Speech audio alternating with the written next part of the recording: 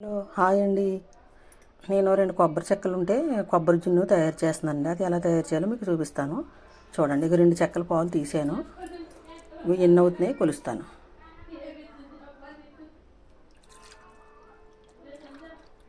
ఇవి 2 చెక్కలండి. 2 చెక్కల పాలు గిన్నెలో పోసుకుందాం. చాలా టేస్ట్గా ఉంటుందండి, బాగుంటుంది జున్ను. చిక్కగా కూడా ఉన్నాయి పాలు. అంటే ఇంక చెక్కలు కొట్టి అది మిక్స్ చేసి అవన్నీ చూపించకుండా నేను ఇలా చూపించేస్తున్నాను, నేనేమనుకోకండి. ఇక 2 కొంచెం తక్కువగానే 2 గ్లాసులు పాలు.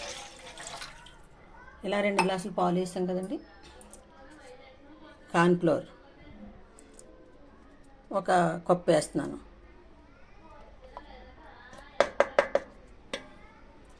అలాగే కొలతకి కప్పు పంచదార.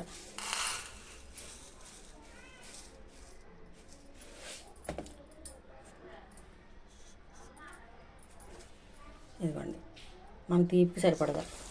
మనం ఎంత తింటే అంత వేసుకోవచ్చు. కొంచెం తక్కువ తింటే తక్కువ వేసుకోవచ్చు, ఎక్కువ తినేవాళ్ళు ఎక్కువ వేసుకోవచ్చు. కానీ బాగుంటుంది, చాలా టేస్ట్గా ఉంటుంది.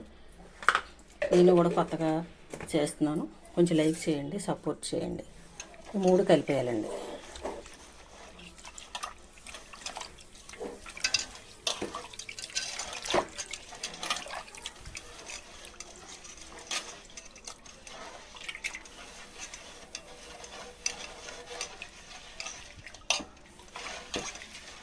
ఇలా పంచదార అంతా కరిగిపోయిన తర్వాత స్టవ్ అంటించి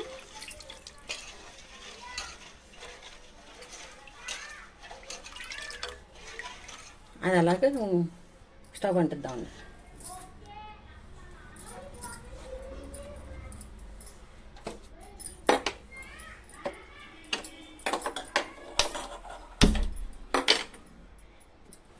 స్టవ్ అంటించానండి.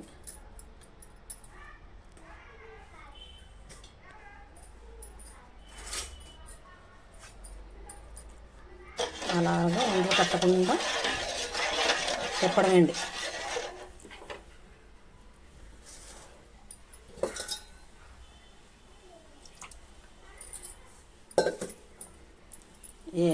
ఏదో ఖాళీగా ఉండలేక మనకు వచ్చింది పెట్టడం అంతే.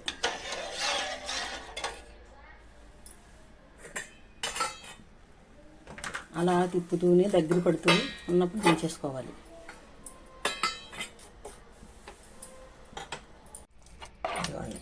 ఇలా జారాలి, ఇలా ఈ స్ట్రెచర్ రావాలి. ఇలా వస్తే బాగుంటుంది. ఇదిగోండి, ఇలా వస్తుంది. దీన్ని అడగంటకుండా జాగ్రత్తగా చేసుకోవాలి. చూసారా, అయిపోయినట్టే అండి. ఆల్మోస్ట్ అయిపోయింది. మన గిన్నెలో వేసుకోవడం.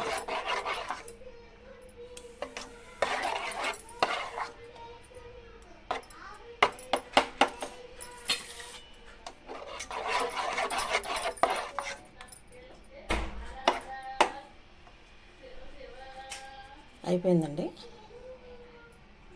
ఇదిగోండి, చల్లారింది. ఇగో ఇలాగయింది. ఇందులో కొద్దిగా వేసాను. ఇది బాక్స్ ఒకటి. ఇదిగోండి, చూద్దాం ఎలా ఉందనేది. తిరగేసి చూస్తాను. చూసారా పర్ఫెక్ట్గా ఎలా వచ్చిందో. చాలా టేస్ట్గా ఉంటుందండి, బాగుంటుంది. ఇదిగోండి, ముక్కలు కోస్తాను. ఎలా ఉంటుంది అనేది చూద్దురుగా.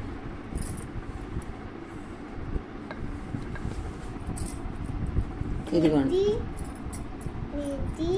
ఇది కొబ్బరి జున్ను. బాగుంటుంది, చాలా బాగుంటుంది. ఇదిగోండి, మా మనవడు అల్లరి చేసేస్తున్నాడండి. ఇదిగోండి, చాలా స్మూత్గా బాగుంటుందండి. టేస్టీగా కూడా ఉంటుంది. ఇది చూసారా ఎంత బాగుందో. ఇది మీకు ఇదిగోండి, నేనైతే 2 అట్లు వేసాను. అందులో యాలకుల పొడి ఏం వేసుకోవసరం లేదు. కొబ్బరి పాలే టేస్ట్గా ఉంటాయి కదా.